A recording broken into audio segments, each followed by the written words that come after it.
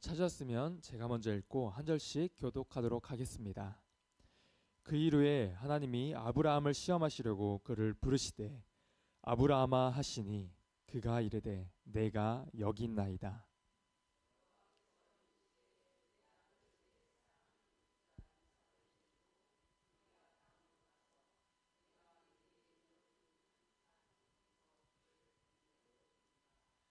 아브라함이 아침에 일찍이 일어나 나귀의 안장을 지우고 두 종과 그의 아들 이삭을 데리고 번제에 쓸 나무를 쪼개어 가지고 떠나 하나님이 자기에게 일러주신 곳으로 가더니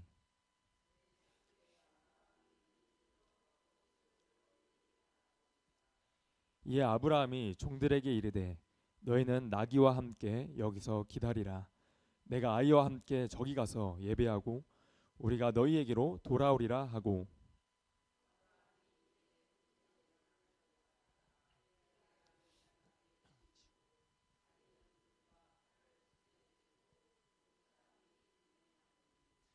이삭이 그 아버지 아브라함에게 말하여 이르되 내 아버지여 하니 그가 이르되 내 아들아 내가 여기 있노라. 이삭이 이르되 불과 나무는 있거니와 번제할 어린 양은 어디 있나이까.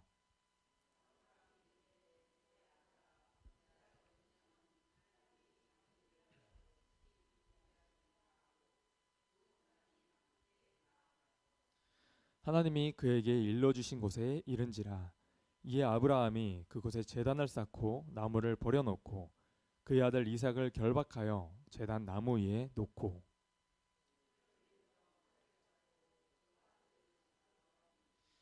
여호와의 사자가 하늘에서부터 그를 불러 이르시되 아브라함아 아브라함아 하시는지라. 아브라함이 이르되 내가 여기 있나이다 하매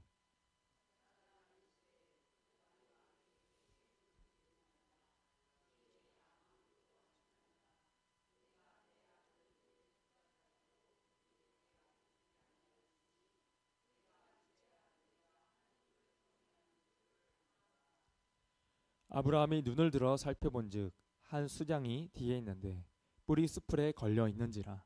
아브라함이 가서 그 수장을 가져다가 아들을 대신하여 번제로 드렸더라.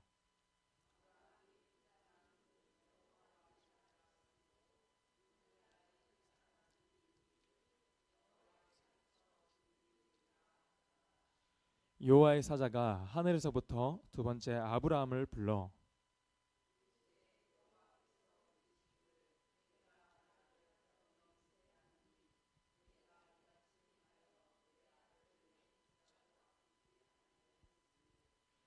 내가 내게 큰 복을 주고 내 씨가 크게 번성하여 하늘의 별과 같고 바닷가의 모래와 같게 하리니 내 씨가 그 대적의 성문을 차지하리라.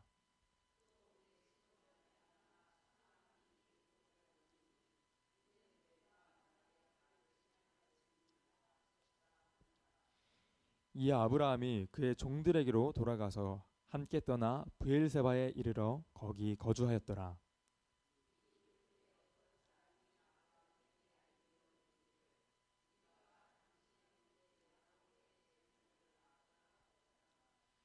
그의 맏아들은 우스요 우스의 형제는 부스와 아람의 아버지 그무엘가.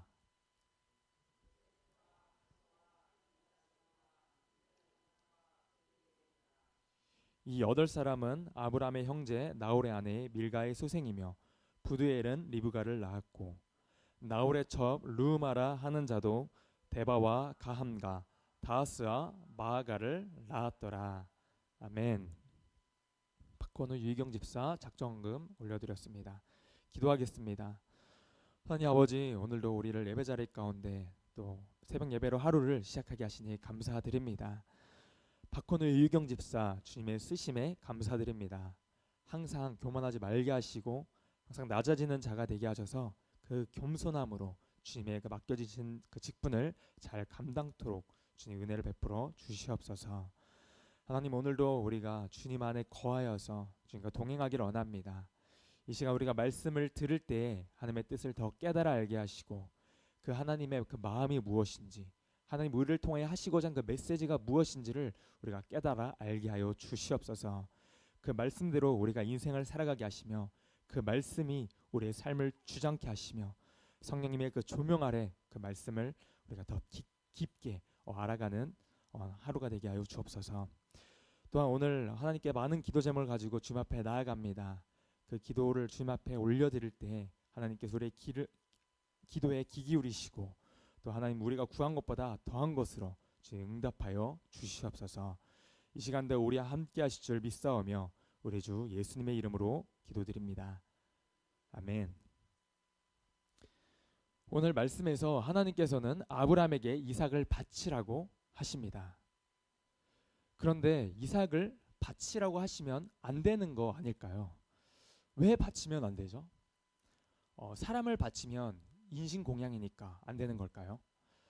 여러분 한번 생각해 보세요. 만약에 여러분의 자녀를 하나님이 바치려고 하신다면 어떨 것 같으십니까? 이게 아브라함의 이야기가 아니라 내 이야기라면 내 자녀를 바칠 수 있으십니까?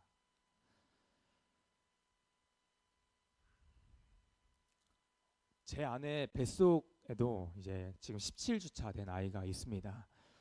그런데 그 뱃속에 있는 아이를 하나님이 바치라고 하신다면 저는 솔직히 바로 대답을 못 드릴 것 같습니다. 지금 뱃속에 있는 이 아이의 심장 소리를 듣고 또 초음파로 이 아이의 얼굴을 본 것만으로도 너무나 신기하고 또 기다려지고 막 설레더라고요. 태어나기 전부터 벌써 어떤 가장의 무게라고 해야 할까요? 또 아빠로서의 어떤 책임감이 느껴지기도 하고 진짜 열심히 살아야겠다 뭐 이런 생각들도 들게 됩니다. 심지어 제 아내가 한번 유산을 하고 이번에 다시 아이를 가졌기 때문에 아이를 잃는 그 슬픔이 뭔지를 너무나 잘 알고 있습니다. 그래서 이 뱃속에 있는 아이가 더 귀하고 소중하게 여겨집니다. 근데 그런 자식을 바치라고 한다면 솔직히 마음이 너무 어려울 것 같아요. 그 아비된 심정이 아브라함이라고 달랐을까요?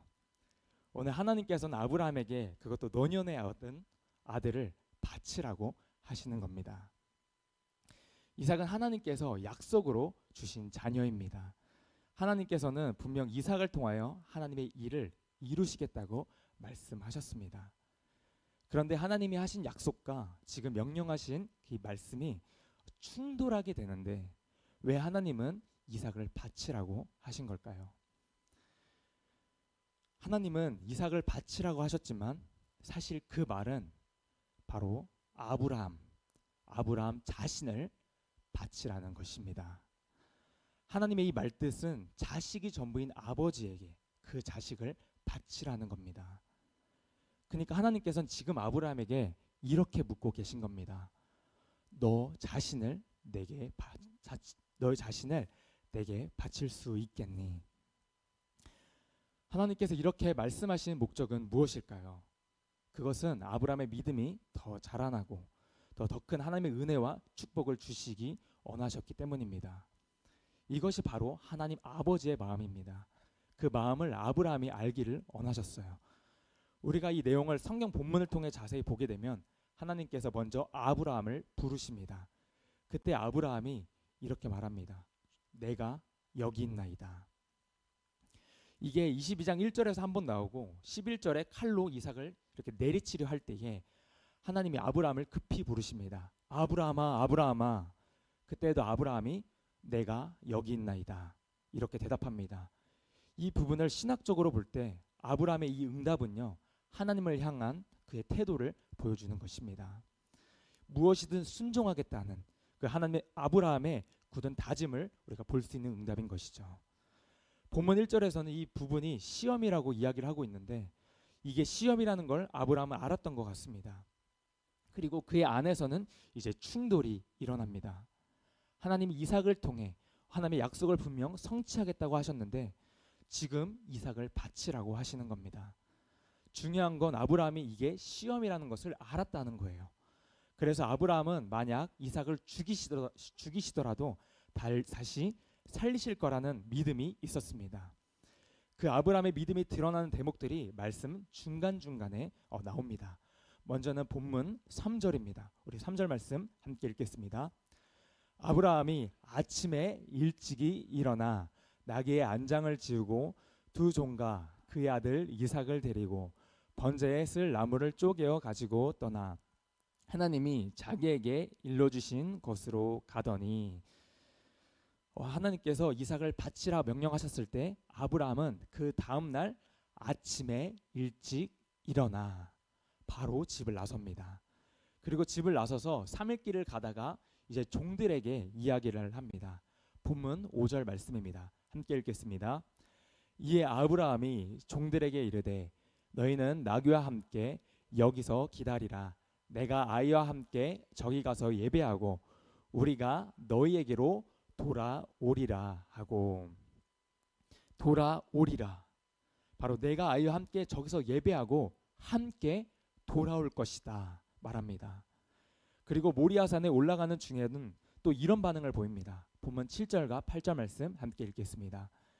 이삭이 그 아버지 아브라함에게 말하여 이르되 내 아버지여 하니 그가 이르되 내 아들아 내가 여기 있노라.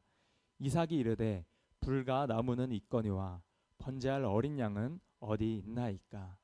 아브라함이 이르되 내 아들아 번제할 어린 양은 하나님이 자기를 위하여 진히 준비하시리라 하고 두 사람이 함께 나아가서, 아멘. 이번에 이삭이 아브라함에게 번제할 양은 어딨냐고 물어보는데요. 그때 아브라함은 하나님이 준비해 주실 것이다 이렇게 대답합니다. 이미 아브라함은 여호와 이레, 미리 준비하시는 하나님을 믿음으로 고백하는데 그 고백이 실제가 됩니다. 실제로 하나님이 수장을 예비하신 것을 우리가 말씀을 통해 보게 되죠. 이런 근거를 바탕으로 아브라함은 하나님의 심정을 알았던 것입니다. 하나님을 이삭을 바치라고 하셨지만 사실은 아브라함 자신을 바치라고 하신 것을 알았습니다. 그래서 아브라함은 자신을 드리라는 그 말에 순종하고 나아갑니다. 이에 대한 반응으로 아브라함은 아침에 일찍 집을 나섰고요. 종들에게 이삭과 함께 돌아오리라 말했습니다. 그리고 이삭이 산에 올라가면서 양은 어딨냐고 물었을 때에도 여호와 이레, 바로 하나님께서 준비하실 것을 믿음으로 고백했습니다. 그리고 실제로 하나님이 수장을 예비해 주십니다. 이 모든 사건은 결국 예수님의 십자가 사건을 보여주는 스토리인데요. 하나님께서 그 독생자이신 예수님을 우리에게 주셨음을 예표하는 스토리입니다. 원래는 내가 죽어야 했지만, 원래는 내 목숨과도 같은 아들 이삭이 죽어야 했지만 결국 하나님께서 예비하신 수장이 제물로 바쳐지게 됩니다. 그 수장이 바로 하나님의 독생자이신 예수 그리스도를 예표합니다. 아브라함은 바로 이 사실을 깨달은 겁니다. 이 사건을 통하여 바로 예수 그리스도의 죽으심과 부활을 예표하는 사건을 아브라함은 이때 알게 된 것입니다. 그래서 예수님께서 아브라함이 이 사실을 알았다는 것을 이렇게 언급하십니다. 요한복음 8장 56절 말씀입니다. 함께 읽겠습니다. 너희 조상 아브라함은 나의 때 볼 것을 즐거워하다가 보고 기뻐하였느니라. 아멘. 바로 나의 때, 바로 예수님의 때를 아브라함이 미리 보고 기뻐하였다는 것입니다. 바로 이삭을 바치는 이 사건을 통하여 아브라함은 영안이 열려 미래에 있을 예수님의 때를 보았던 것입니다. 그리고 아브라함은 하나님의 그 아버지의 마음이 무엇인가를 이때 깨닫게 됩니다. 오늘날 우리도 마찬가지로 하나님께 드려야 할 이삭이 있습니다. 우리의 삶의 자리가 때때로 모리아산이 되기도 합니다.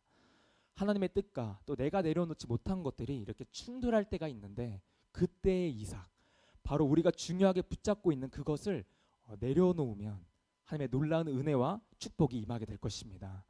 가장 큰 은혜는 그때마다 우리가 예수님의 십자가를 경험하게 된다는 것입니다. 그렇다면 그 십자가는 어디에 있어야 합니까? 교회들마다 이 첨탑 위에 있는 게 바로 십자가입니다. 그 십자가가 밤마다 붉게 푸르게 가득 시내를 채우고 있지 않습니까? 그런데 그 십자가가 있어야 하는 그 자리는 오늘 이삭을 하나님 앞에 드렸던 아브라함처럼 믿음으로 그 예수님을 붙드는 자리인 것입니다. 하나님보다 소중히 여겼던 것들을 내려놓기로 다짐하는 바로 우리의 심령, 바로 우리의 마음 안에 주님의 십자가가 세워져야 할 줄로 믿습니다. 이삭을 바치라고 했던 그 모리아 땅이 나중에는 솔로몬 성전이 세워지는 장소가 됩니다.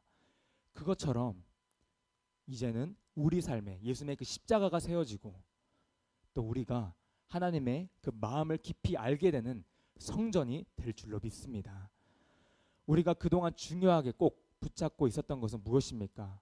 오늘 이삭을 하나님 앞에 드렸던 아브라함처럼 믿음으로 그 예수님을 붙들고 내 삶이 하나님보다 더 소중히 여겼던 것들을 이제 내려놓으시기를 바랍니다. 이제는 우리의 심령과 그 마음 속에 주님의 십자가가 세워져서 또 하나님께 더 큰 은혜와 축복을 누리는 우리 모두가 되기를 소망합니다. 아멘. 기도하겠습니다. 하나님 아버지,